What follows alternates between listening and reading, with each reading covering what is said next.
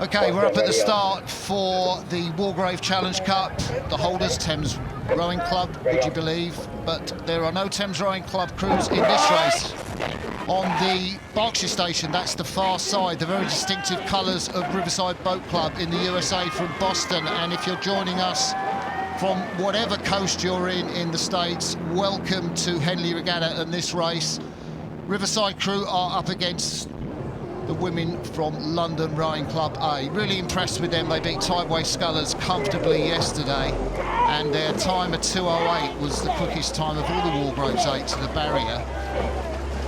Riverside are selected by the stewards, but it doesn't look like that decision is worth its weight at the moment, because London are doing them. Yeah, London have really kicked on coming out the end of the island, up to about a length or so.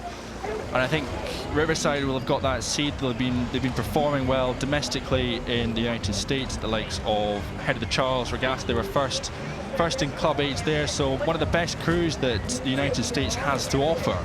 But at the moment, club rowing in the UK is probably the best in the world. I don't think you'll find anywhere that is just stronger from top to bottom, and London is one of those clubs, and their women's programme has just been on the rise in recent years, and I think that's testament by the fact London have got 3 crews in this Wargrave event. Thames have got 4, so that means, what, a third of this entire Wargrave event is coming from those 2 clubs on the Putney embankment. So I think for London Rowing Club, 3 in, and their top boat outperforming a seed like Riverside, it's outstanding from them.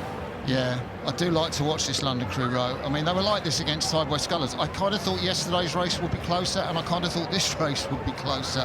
I thought London Rowing Club might just edge it, but they are just disappearing into the distance. You can see those blades locking. They're really good at the catch. There's just that time, and they lock at length, don't they? There's no slip, discernible slip from those women at the front end. No, I think Stuart Heap's worked wonders at London since he's taken over that programme.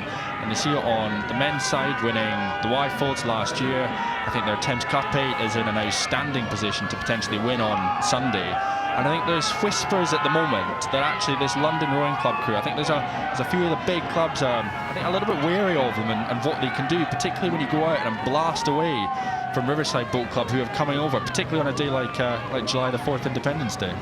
Stroke Amelia Perrin, she won at Henley Women's Regatta this year in the Club 4 for London Rowing Club. Stroke Blondie, the Cambridge Reserve boat back in 2018. She's the rower closest to you. And the Cox from London Rowing Club is Chase Lernley, the 24-year-old. Amelia, just talking about, is 28 years of age.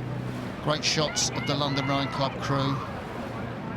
And, you know, I remember the sort of fallow years for London Rowing Club at Henley, where Thames was basically winning everything, their competitor club, Thames. And it must be so exciting to see London Rowing Club back on and competing head-to-head with a club like Thames. Well, I think what I love about it is that they've got their almost sort of a little bit of dual racing that they have, particularly in the winter season, that goes on between London, Thames and some of the other Putney clubs, Vesta Rowing Club.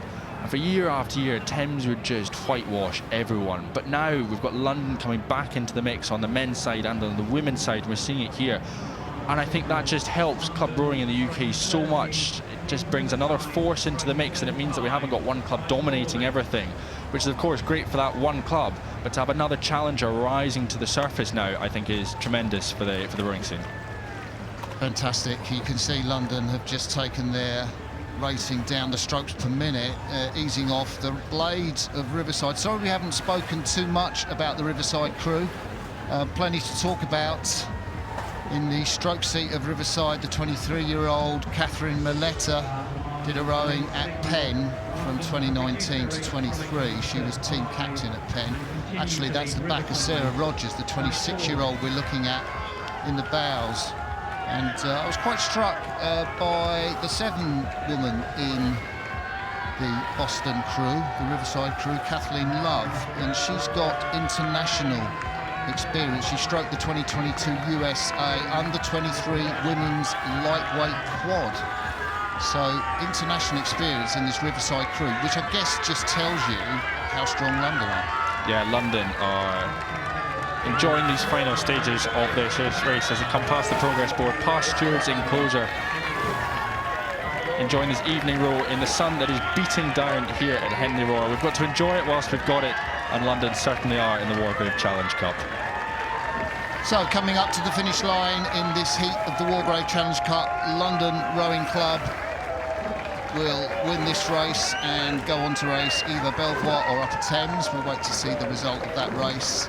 It was a comfortable victory in the end, wasn't it? I mean, you could see for yourself. The women from Riverside Boat Club, it was their first race at the regatta, and it will be their final race in the 2024 edition of Henley, and they will wait for the cheers at the end, and we will have confirmation that London beat Riverside in a heat of the Wargrave Challenge Cup.